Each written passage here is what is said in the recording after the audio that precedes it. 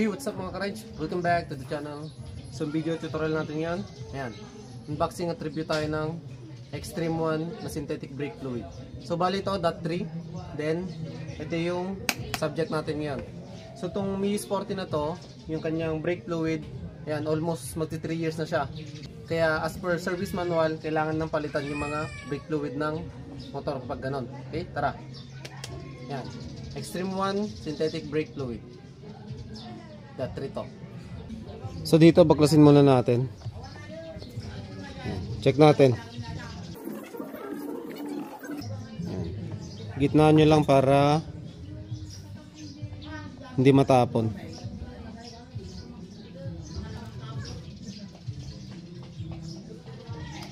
Okay. So ito na yung case ng kanyang brake fluid.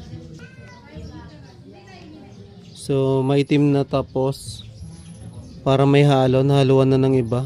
Pwede rin tubig yung hindi ko alam kung kita sa camera, pero feel ko, yan. Yung may nagpabilog na yan. So hindi na siya even, kaya talagang need ng palitan.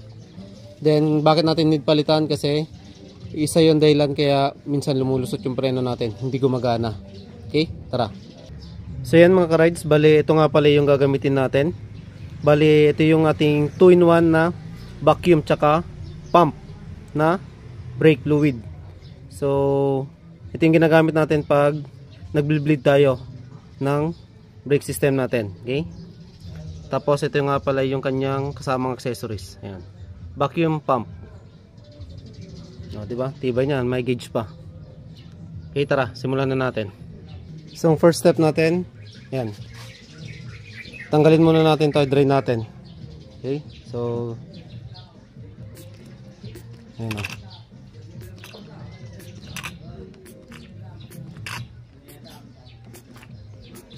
So ilang pump lang ang tatanggal na.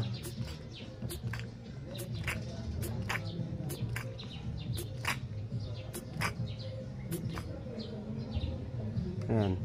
So pag kunwari ito, ipapansin pa kayo, ayan, may natitira pa, 'di ba? Kaya gagamitan natin ng accessories niya. So tanggalin muna natin 'to. Ayan.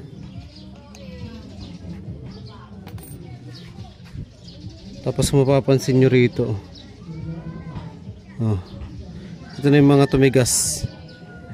So ganito yung nangyayari sa ating brake system or sa ating brake fluid kapag lumagpas na talaga siya sa kanyang lifespan or service limit niya. Ayan o. So tumigas to. Okay, so talagang need natin i-drain yan. Ayan, ginamitan na natin ng bala.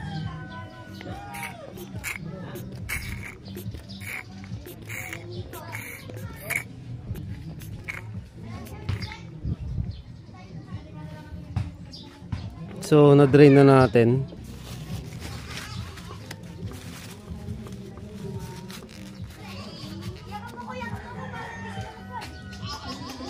Sobrang dumi.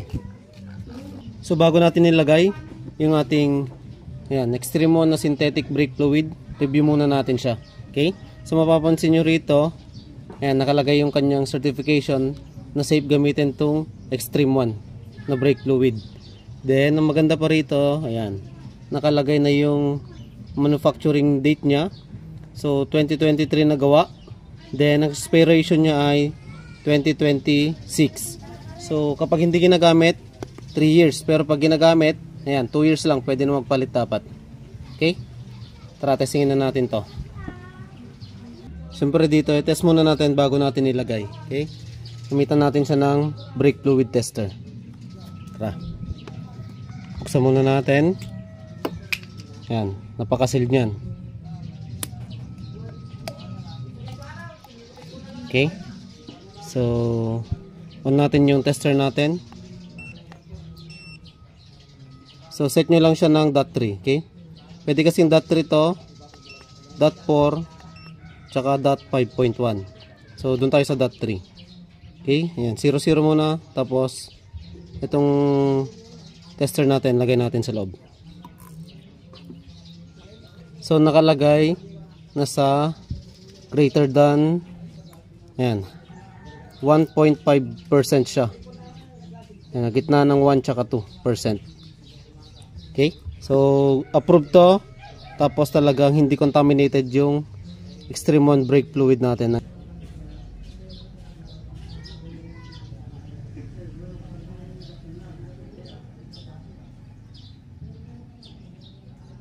So yun yung kulay niya.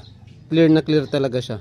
So bali next step natin, yung laman ng hose tsaka tong brake caliper natin, kailangan din natin i-drain yan. So baka nagtataka yung iba, baka maghali yung linagay natin na bagong brake fluid tsaka dito sa gamit na. So hindi po, kasi nga compressed fluid na talaga yung mga brake fluid natin. Okay, pagkasin natin to.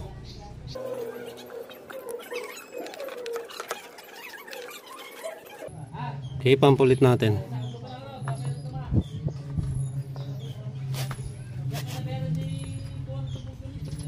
Yan na. So mapapansin nyo, dumi oh.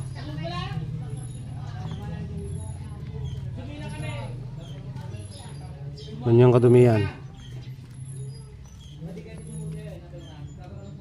Yan, luwagan pa natin.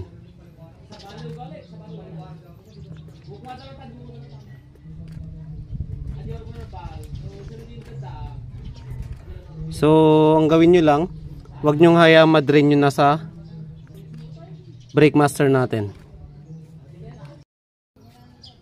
So nag-refill na tayo, tapos kung mapapansin nyo dito sa hose na to, ayan, medyo pumuputi na siya.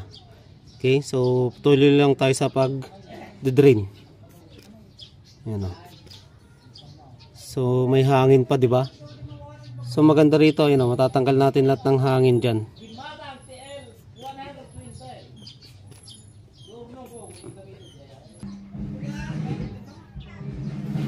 So mapapansin nyo, ayan, puti na, tapos wala ng bubbles.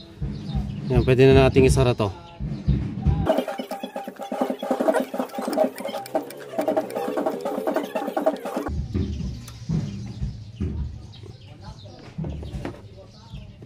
So yung tumulo, basahin nyo ng tubig yan. So napump na natin lahat ng mga used brake fluids. Ngayon, i-bleed na natin siya. Okay, paano natin i-bleed? Lagay natin to, tapos ayan, lagay natin yan. Okay, so itong hose natin, ang gawin natin, i-pump natin yung brake master natin. Yan, steady nyo siya nakapump, tapos buksan natin. Yan. Okay, tapos sara nyo, then bomba-bomba ulit.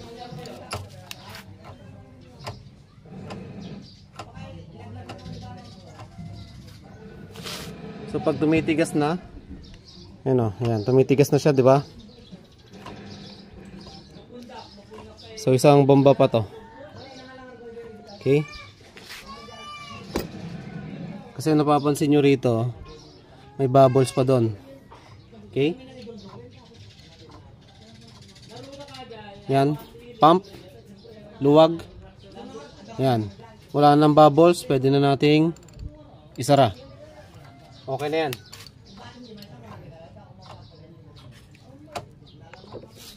Oh, yan, matigas na.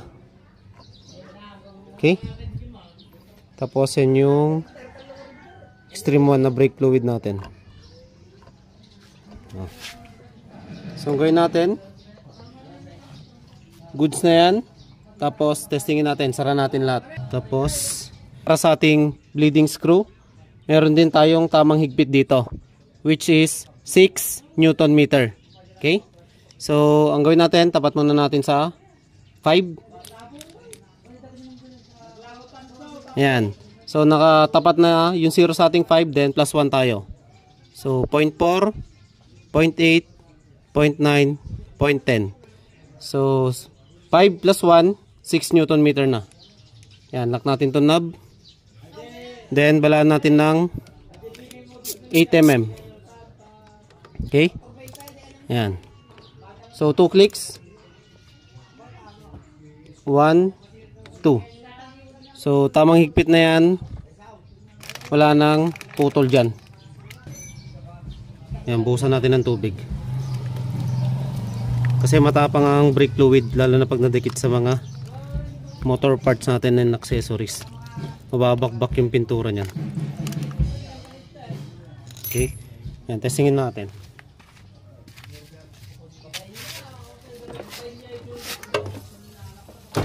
Diba ang lakas?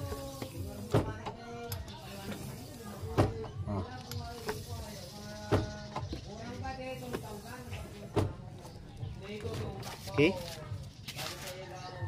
So yun lang mga ka-rides.